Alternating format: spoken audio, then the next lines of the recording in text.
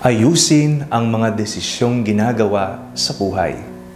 Ako po si Father Fiel Pareha at ito po ang ating segment, ang Daily Devotion, na kung saan tayo po ay magdarasal, magbabasa at magninilay kasama ng salita ng Diyos sa buong taon. Manalangin tayo. Sa ngalan ng Ama, ng Anak at ng Espiritu Santo. Amen. Halina, banal na Espiritu, liwanagan mo ang aming puso at isip, nang maunawaan at may sa buhay namin ang iyong salita. Amen. Our Bible passage for today is from the Gospel of St. Luke chapter 13, verses 22 to 30, and I read it for you. Jesus went through one town and village after another, teaching as he made his way to Jerusalem. Someone asked him, "Lord, will only a few be saved?" He said to them, "Strive to enter through the narrow door, for many, I tell you, will try to enter and will not be able." When once the owner of the house has got up and shut the door, and you begin to stood outside and to knock at the door, saying, "Lord, open to us," then in reply he will say to you, "I do not know where you come from." Then you will begin to say, "We ate and drank with you, and you taught in our streets." But he will say, "I do not know where you come from. Go away from me, all you evildoers." There will be weeping and gnashing of teeth when you see Abraham and Isaac and Jacob and all the prophets in the kingdom of God, and you yourselves thrown out. Then people will come from east and west, from north and south, and will eat in the kingdom of God. Indeed, some are last who will be first, and some are first who will be last. Ano-ano po ang mga malalaking desisyon na inyong ginawa sa nakalipas na buwan, taon, na nagkaroon ng napakalaking epekto sa iyong pamumuhay ngayon?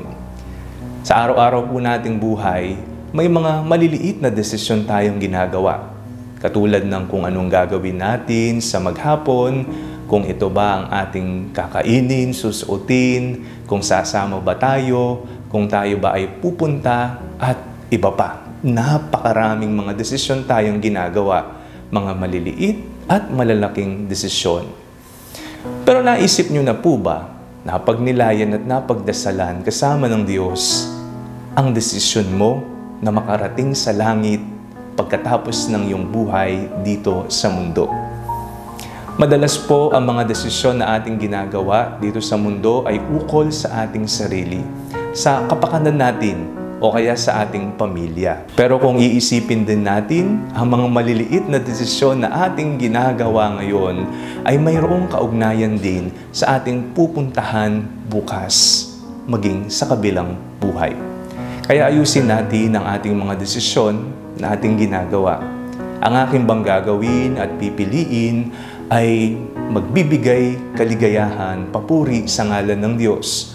O ito bang aking malaking desisyon na gagawin, kung tatanggapin ko man ito, kung gagawin ko man ito, kung sasabihin ko man ito, ay naayon sa katuruan ng Diyos? Pag-isiping mabuti. Sa ating binasang ebanghelyo, napakinggan po natin, papaano kaya kung tayo ay kakatok sa kalangitan? Panginoon, Panginoon, papasukin niyo po kami. Tayo kaya ay pagbubuksan ng Diyos? Baka sabihin sa atin yung winika sa ebanghelyo ngayon, "Hindi ko kayo kilala. Umalis kayo sa aking harapan, kayong mga gumagawa ng hindi maganda." Sana wag natin marinig yon, at ang marinig natin ay tapat at mabuting tagapaglingkod. Pumasok ka sa aking kaharian, tanggapin mo ang gantimpalang nakaayon para sa iyo. Manalangin tayo. Panginoon, maraming salamat po sa lahat ng ibinibigay ninyong talino sa tuwing kami po ay gumagawa ng mga desisyon sa buhay. Amen. Sa ngalan ng Ama, ng Anak at ng Espiritu Santo. Amen. Huwag po ninyong kalimutang i-like ang video nito, mag-comment po kayo and share it with your family and friends. Ang Panalangin Bago Matulog ay may sariling Facebook page na po. Huwag niyo pong kakalimutang mag-like at mag-follow dito.